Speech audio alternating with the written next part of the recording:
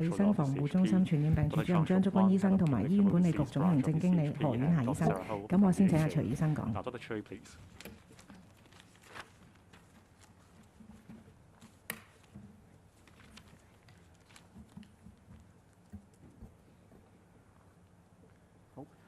各位市民、各位傳媒朋友，大家好。我先報告下現時我哋嗰個疫情嘅情況。近日咧，我哋疫情都係非常嚴峻嘅。我哋每日呈報嘅本地個案嘅數字咧，亦都係呈一個上升嘅趨勢。喺各方面工作咧，都備受一啲壓力，亦都為市民咧帶嚟一啲憂慮。首先喺檢測方面，我哋明白咧好多市民都非常之合作，做願檢盡檢。咁過去嘅一兩個星期咧，由於樣本嘅數量增加咗，等候檢測報告嘅時間咧，無可避免都有啲延長。市民咧可能需要幾日先至收到一啲檢測嘅通知。嗱，政府咧已經係陸續提升本地化驗所嘅檢測能力，包括咧訪問實驗室已經投入運作。嗱，近日大家都見到啦，我哋都得到內地專家嘅大力支援，相信咧喺短時間內可以逐步提高本地嘅檢測能力。令到市民咧等候檢測結果嘅時間咧可以逐步咁樣縮短。另一方面呢，係市民收到檢測陽性或者初步陽性嘅通知，佢哋喺等候入院或者其他隔離設施咧嘅焦慮。我哋希望大家都理解，以現時我哋個案增加嘅實際情況，政府咧已經係努力不懈，循多個途徑咧，希望喺短時間之內增加社區隔離設施嘅數目。大家可以見到咧，我哋嘅社區隔離設施嘅酒店計劃咧已經開始運作，幾間酒店咧已經轉為作為隔離設施，並且已經投入服務。此外咧，喺竹篙灣由內地援建嘅社區隔離設施咧，亦都已經啟動。連同埋啟德嘅用地咧，我哋將會建立一個約1萬個社區隔離同埋治療嘅單位。日後咧接收病人嘅量咧將會大大提升。但係喺設施容量有限嘅情況之下咧，我哋都必須係要現實地將現時嘅床位同埋單位咧係預留俾最高風險嘅病人。由於冇病徵或者病徵輕微嘅個案，亦都可能需要留喺家裏休養一段時間。我知呢個同時亦都已經盡力，亦都盡快咁安排一啲較高風險嘅人士進入醫院或者隔離設施。We are doing our best to send patients to hospitals and isolation facilities. For patients waiting at home with no or mild symptoms or preliminarily positive patients, we urge them to adopt infection control measures. First, you should separate with the family members and take your body temperature regularly. And you should pay attention to the updates and guidelines in terms of infection control on our website. On the thematic websites and the HA websites, you can have access to the most reliable information. For patients with no or mild symptoms, the government and the HA are offering appropriate treatments to them. While staying at home, you must pay close attention to your health. For people who have been vaccinated, usually the symptoms would be mild. If there is any change, you should call our hotline and make appointments at the designated clinics. We have prepared information package for these patients. The packages will be delivered to them via logistics companies. And also you can log on to our website for the latest information. The infectiousness of the patients would reduce over time, especially for those who have been vaccinated, and the risk posed to family members would reduce over time. For patients with mild symptoms, their health condition would improve gradually. To play safe, we recommend a rapid test on the 14th day at home. If it is negative, then we believe that the patient will have recovered and he can resume any normal activities. For family members and household members, according to the stay-home stay plan, they should undergo 14-day quarantine at home. The HAD has The HCD is running a hotline to provide support for patients who have yet to receive an information pack. Please find the information online. Our team and our contractors will deliver the information pack to your doors as soon as possible. Because of the increase in the number of active cases, we need to continue to impose social distancing measures. Do avoid going out and unnecessary gatherings, including cross-household gathering. For those who are yet to receive a jab, please do so soon. If you need a third jab, then please get a third jab. Vaccines can effectively reduce the risk of complications and fatality, as well as the risk posed to your family members. To protect newborns, if there are no other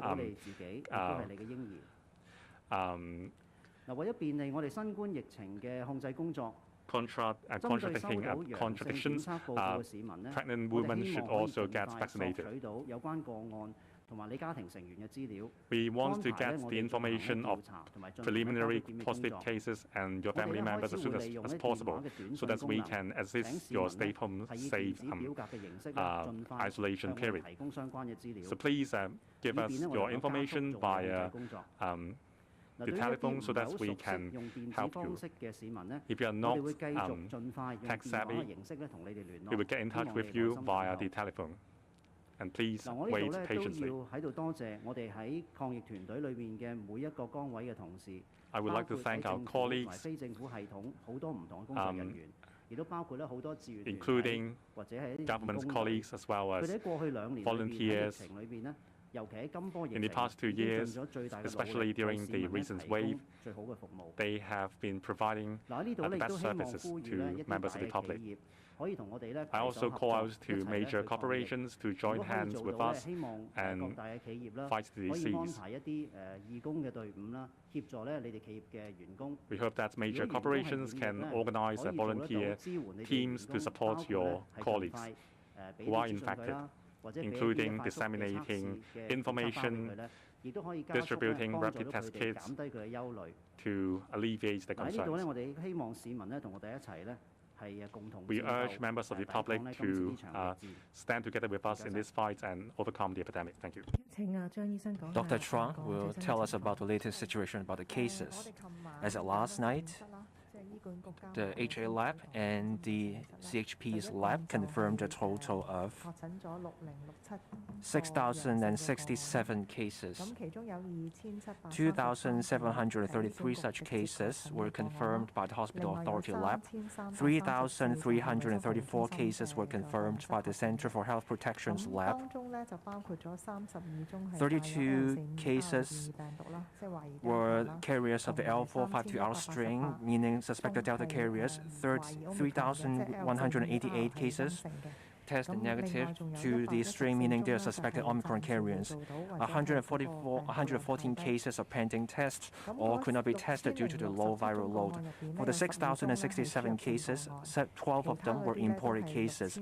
The rest of them, 6,055 of them, were local infections. In terms of the trend, you can refer to the figures we reported every day. From the 15th to 17th February, the daily case count was around 4,000 cases per day.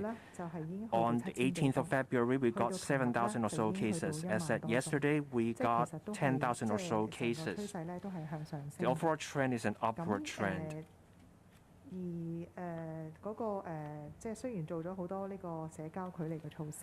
Social distancing restrictions have been put in place, and there may be a need for such measures to stay in place.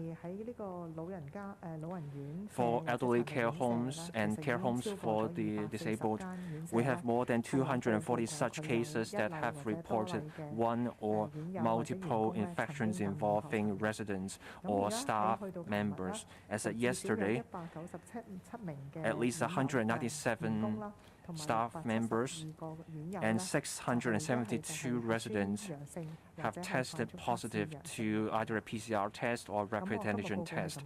That's all from me for today. Over to Dr. Sarah Ho. Good afternoon, everyone.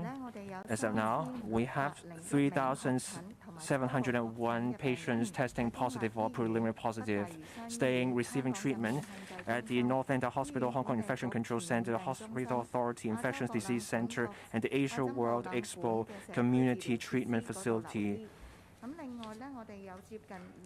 We have close to 2,300 patients staying at the Penny's Bay Community Isolation Treatment. More than 200 patients are staying at the Tsuen Wan Community Isolation Center facility.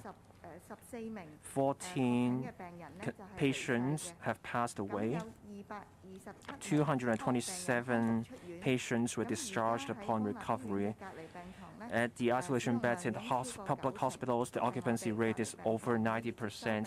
That's the maximum capacity at which we can receive patients. I want to make an appeal to all sectors of our community.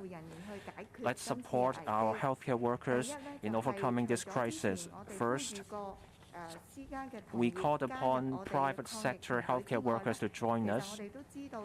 We are aware that many private hospital workers stand ready to help us in various ways to take off some of the pressure on public hospitals. The Hospital Authority have liaised with private hospitals and the associations of such hospitals. We are discussing relevant arrangements, and we will implement the arrangements as soon as possible, and hopefully that will help our public. In the previous 4 waves of outbreaks, we had all kinds of collaboration with private hospitals. We had public-private collaboration schemes where we referred patients to private hospitals for care.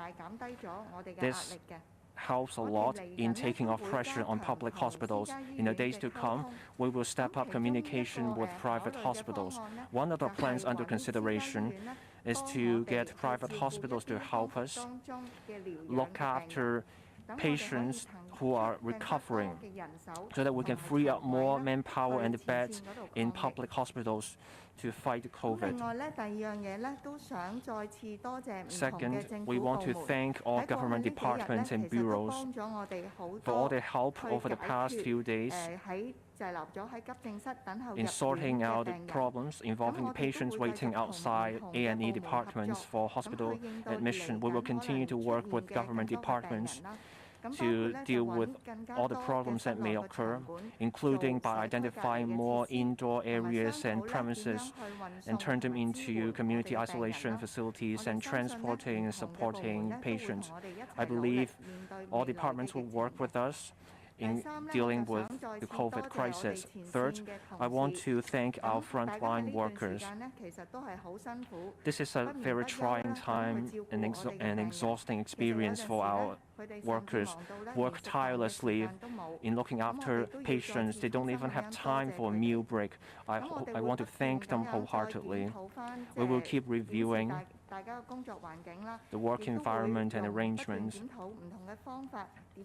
and we will look into ways to help our workers do their job. We will look into ways to relieve some of the stress and improve the work environment, and we will consider such options. I also want to take this opportunity to let patients waiting for hospital care know that I know you're waiting a long time before you can get to see a doctor. I know many people are upset, and it's hard for you.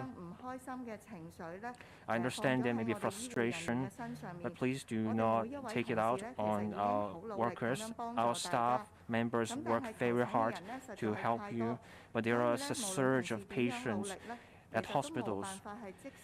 No matter how hard our staff workers work, some may be left disappointed. I call for mutual understanding on the part of the public so that our workers can focus on looking after patients. The floor is now open to questions. Before putting your questions, please tell us your media organization. Journalist at the back, the journalist in black.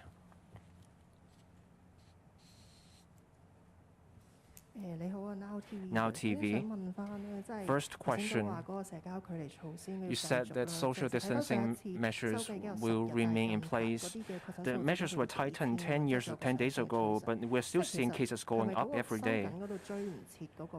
Does it mean there's a falling behind in the restrictions and the rise in cases? Is there a need to further tighten the restrictions?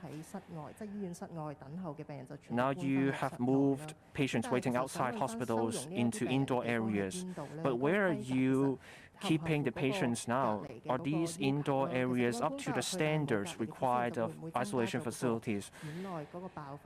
If you move them inside and the places are not up to scratch, wouldn't that add to infection risks? You also mentioned collaboration between public and private hospitals. So some recovering patients may be referred to private hospitals, as you said. So what's the position of the private hospitals? What kind of services and patients will be referred to private hospitals? I'll take the question about the social distancing measures, and Dr. Sarah Ho will tell us about the hospitals and the private-public collaboration. The social distancing measures as they stand and the case count so far. Over the past 5 days, as Dr. Chuang was saying, the first 3 days, the daily case count was relatively stable, roughly 4,000 cases or so every day. But as of the day before yesterday, the daily case count rose to 7,000. Just then we reported roughly 10,000 reported cases. So that's an upward trend. We will have to observe the situation for a longer period of time. The communicable period will last for a few days. So we will have to closely look at how things go in the next week or two before we can tell whether we can contain it. Social distancing measures requires public cooperation. As we made our appeal just then, we're asking people to avoid going out, avoid unnecessary gatherings, especially cross-family gatherings, get vaccinated as soon as possible. These steps will help us flatten the curve. Let's work together, and we will keep in view on the daily case count in the next few days. Over to Dr. Sarah Ho.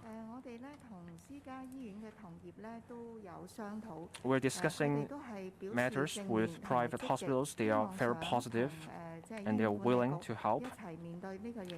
They're willing to help the hospital authority and fight COVID together. We have discussed various proposals. One such proposal is to have recovering patients taken care at private hospitals, but discussion is ongoing, and we will discuss the various aspects of the proposals, and hopefully we can agree on all kinds of options to offer care to patients. And we also mentioned about letting patients wait indoors at hospitals. We're using the space at physiotherapy areas or staff break rooms to let patients wait indoors. There are basic ventilation equipment in these areas, but we will also take steps to improve the ventilation. So we will have portable purifiers or HEPA filters in those areas, and they will help reduce infection risks in those areas. Next question, please. The reporter in green. Cable News.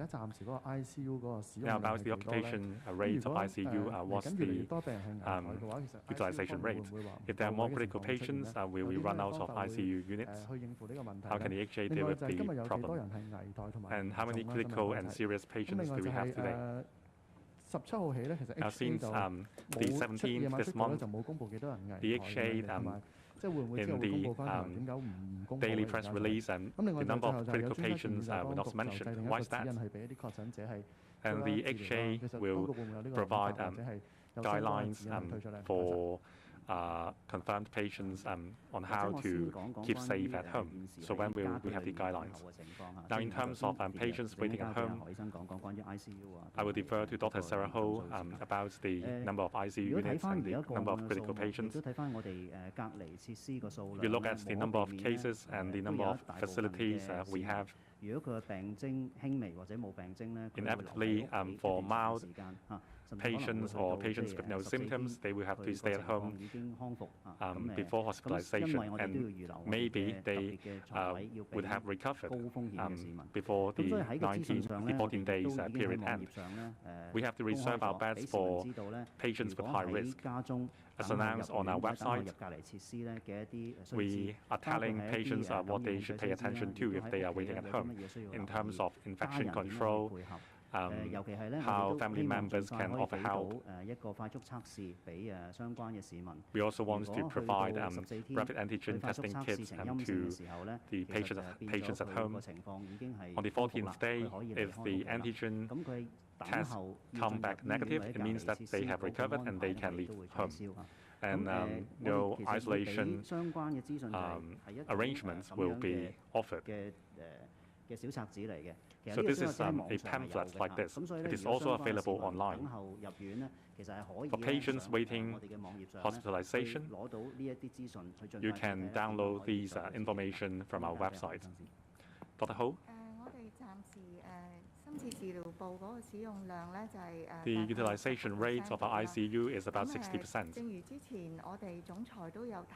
As our Chief Executive of the HA mentioned, during the Omicron wave, patients often have mild symptoms.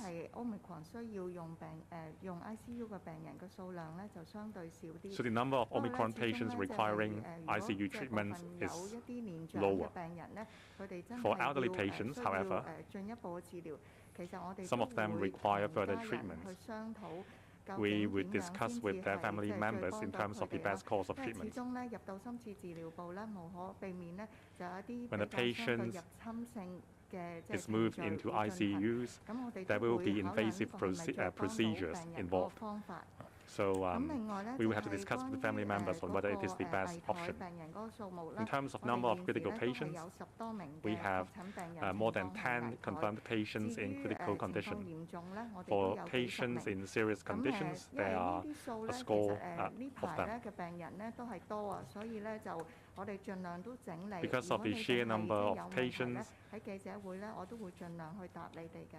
we will give you an update in a consolidated manner as the press briefing. The lady in the middle. Good afternoon, TVB. Now you said the number of serious patients are several tens of them. So how many exactly? So you said the current social distancing measures would continue. However, Professor Sophia Chan said today that the social distancing measures might be further tightened. The measures, as they are already very stringent, so how will they be further tightened? Will you consider a full-day dine-in ban? In terms of testing, because of the shortage of manpower, people have to wait a long time to get the results. According to the experts from the mainland, after the logistics issues are sorted out, they will start testing work immediately. Today, the specimen taking teams are still sorting things out, and they are not offering their services yet. So when will we get the help? And vaccine pass will be put in place soon. Security guards at malls will not check people's vaccination records. So how effective will it be? You said only when it is necessary will law enforcement agencies enforce the law in restaurants. and malls. So why are there different standards for restaurants and malls? I will take the first three questions and then I will defer to Dr. Ho. Now, the social distancing measures I mentioned, according to our judgment, amidst the rising trend, we can definitely not relax the measures. They will be maintained or even further tightened. If we are to tighten the distancing measures, there will be several options. For example, minimizing the period of minimizing the dining period. So we will work together with the government to see whether we have to tighten the measures. At least the measures will have to be maintained. In terms of testing capacity, as you can see, we have been increasing our local testing capacity from 100,000 per day. The number has been rising rapidly. Now we have the mainland teams. We hope that we can have the input soon and ramp up our testing capacity. In the past, you may get the results in 1 day or 1.5 days. Now the time required will be lengthened. Now with the enhanced testing capacity, the waiting time will be reduced again. In terms of vaccine pass, I think we understand that we are trying to encourage or use stricter measures to tell people that vaccination is indeed critical. For high-risk place, where you have to take your mask off, we will be even stricter. We have to ensure that people who enter these venues are vaccinated. For other places, it is rather difficult to check whether people are vaccinated. So we are relying on people's self-discipline. If you are entering malls, after the vaccine pass scheme is implemented, if you are not vaccinated and you enter a mall, you will be breaking the law. So we may have law enforcement agencies performing checks at these venues. So I call for the public's cooperation. We also call for the cooperation of malls to make sure that visitors have been vaccinated indeed. The situation is indeed serious. We rely on collaboration from property management companies and malls and people's members of the public to help us. For patients in serious condition, we have dozens of them. But I believe you can understand that there has been a surge in the number of patients. Some tested positive, others tested preliminary positive.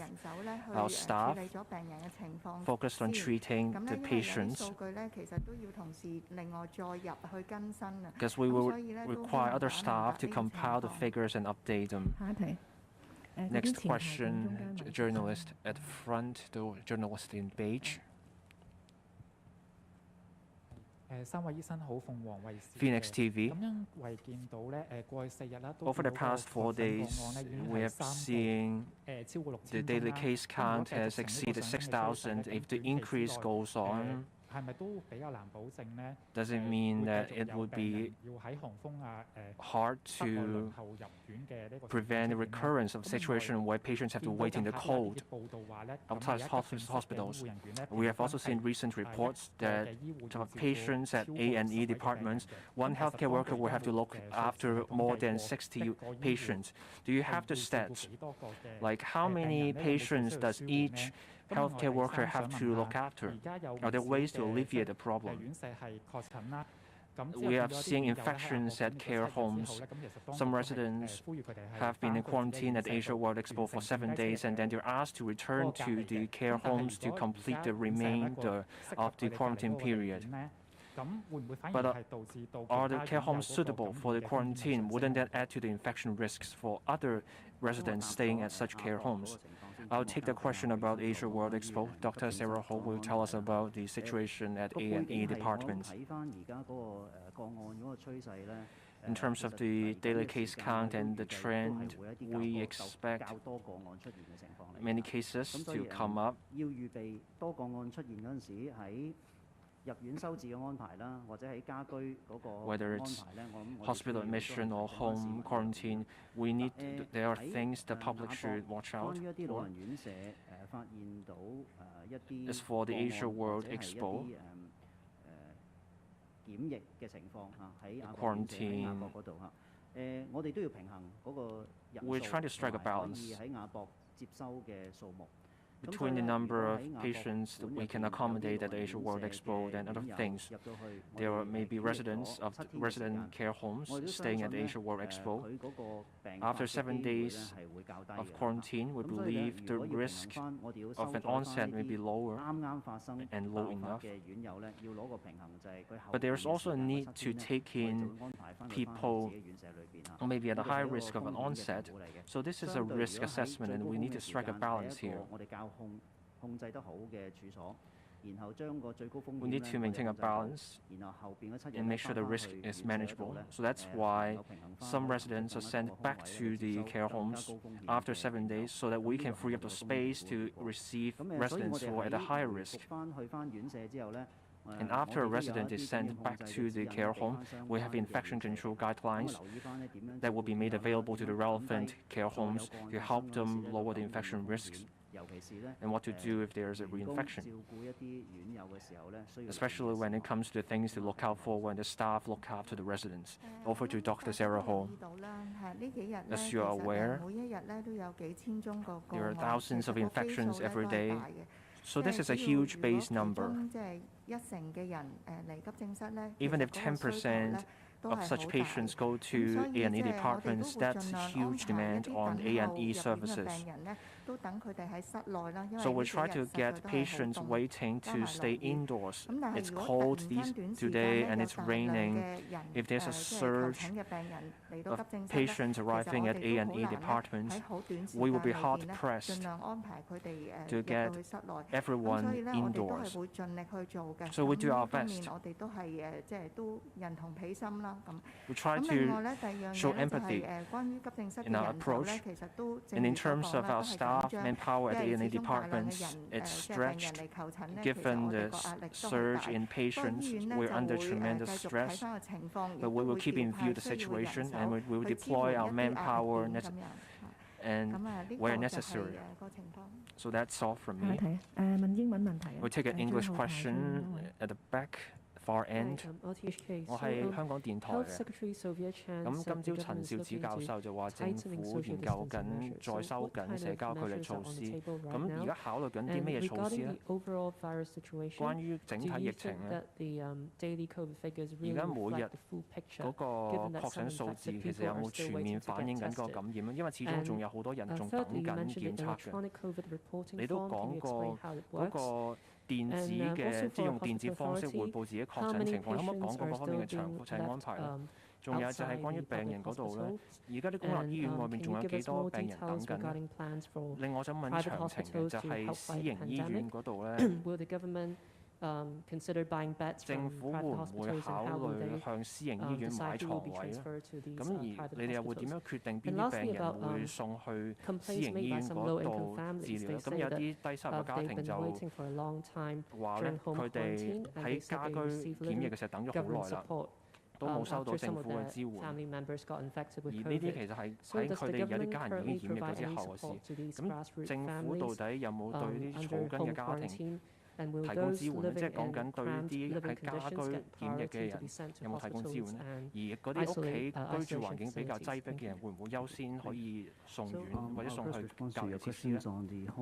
我首先答咗你關於家居檢疫嗰個問題，同埋等入院嘅嗰方面嘅嘢。咁何醫生就會解答翻醫院嗰邊嘅問題。